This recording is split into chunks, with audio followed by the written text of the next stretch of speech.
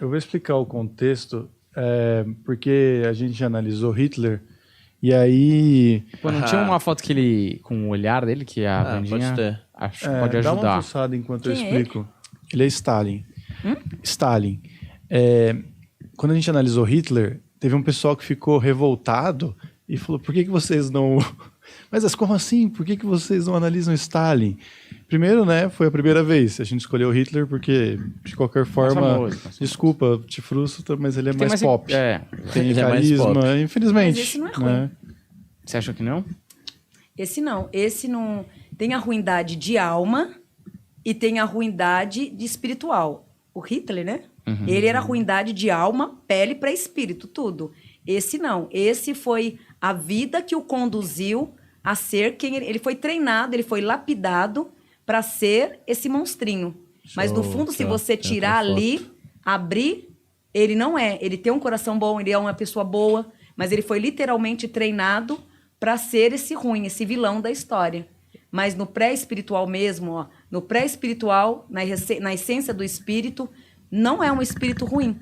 É um espírito que, vamos dizer assim, ao desencarnar, teve uma purificação? Teve uma purificação muito boa. Mas como assim, Vandinha, sendo que ele fez tudo de errado? Porque o que ele fazia não condiz com o lado espiritual. Então, o lado espiritual dele era bom, era uma boa pessoa, era uma boa alma. Porém, a forma que lapidaram. Então, na verdade, quem acaba assumindo a culpa da ruindade é quem o lapidou. Vem da criação que ele teve. Então, ele em si, ao reencarnar, um espírito bonzinho. Então, ali, se ele tivesse tido, no caso dele, uma educação, uma teoria espiritual de pai e mãe, uma conduta, ele não teria se tornado o vilão. Então, é como se ele tivesse sido obrigado a se transformar nesse monstro sem ser.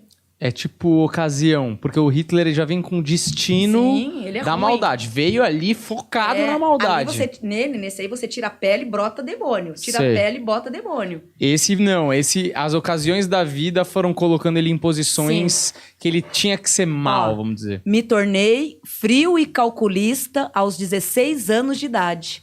Aos meus 16 anos de idade, me tornei frio e calculista. Aonde a criação foi severa, aonde muitos hábitos errados, dos 7 anos até os 12 anos, convivi com coisas na minha família, dentro da minha casa, aonde não aceitava. Principalmente conflitos com o meu pai. O pai era uma pessoa muito rígida, aonde um dos motivos também que o magoava era a forma que o pai tratava a mãe dele. Ele era uma pessoa um homem que jamais maltrataria uma mulher ou iria ofender uma mulher. Então, ele já teve vários conflitos de presenças negativas com o pai e a mãe. Então, dos 7 anos aos 12 anos, tive que conviver e lidar com muitas coisas erradas pelas quais nunca aceitava. Conviver com tudo aquilo foi, para mim, uma desavença, um conflito interno. Aos 16 anos, resolvi me tornar o que fizeram em mim. Então, aos 16 anos de idade, ele acabou sendo o que tanto queria. Aqui eu vejo muita influência do pai, a educação, a forma. Ele também se revoltou muito, aqui traz uma revolta muito grande pelo pai, pelas atitudes do pai, a forma que o pai agia. E isso foi lapidando ele em se tornar esse homem mau. Então ele começou a colocar um monte de carapaça, né, para mostrar que ele também era o vilão. É como se ele acreditasse que para viver tinha que ter aquele gênero do pai. Então aquele menino bonzinho, de um coração bom, não ia servir. Tanto que o pai, o avô, eram pessoas que o puniam muito. Aqui traz, ó, pai e avô, pessoas que o puniam demais. Então, nesse caso, ele não entra como ruindade espiritual, e sim um diamante mal lapidado. Hoje, no desencarne, ó, traz o equilíbrio espiritual e uma proteção espiritual. E tá num lugar Bom. Mas ele passou ali pelo umbral ou ele foi Não. direto? Aqui não traz a passagem do umbral, porque aqui traz no plano da espiritualidade, nesse caso, é como se ele passasse assim pelo perdão. Porque você ser, o DNA, você é, então, olha, eu vou ficar bonzinho, tá? Então eu vou te perdoar que você vai ficar bonzinho. Virou as costas, vai te dar uma outra punhalada. Então é uma pessoa que é um bicho que brota o tempo inteiro a ruindade. No caso dele, não. Se você tirar essa máscara, você vai falar, meu Deus, que criança é essa? Uma criança chorando. Então aqui traz o aprendizado da vida, Me conformo muito por ser a minha última reencarnação. Fico muito feliz em saber de não voltar. Então ele fica muito feliz de saber que ele não vai retornar mais para a Terra. De uma maneira brutal, rígida, cumpri os caminhos, aonde hoje me reconheço diante de tudo o que fiz. Várias vezes tento me perdoar comigo mesmo e agradeço a Deus por não ter me punido por tantas punições que fiz com pessoas inocentes, aonde muitas vezes não queria nem saber o auxílio. Então, muitas vezes ele puniu pessoas sem saber a verdade.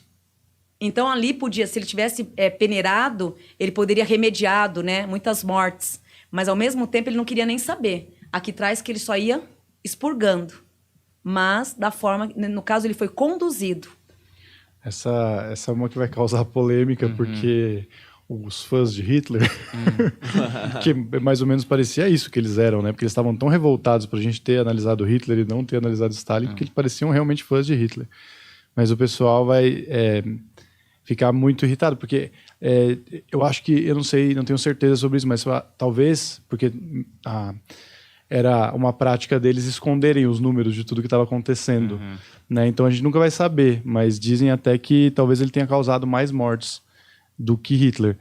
Mas a questão é que... Sabe por quê? Dá licença só um pouquinho, Humberto. Sabe por que isso bate, Jéssica? Não conheço a história, mas na vidência mostra assim, a hora que ele começa a narrar aqui, ele não via quem era certo e errado.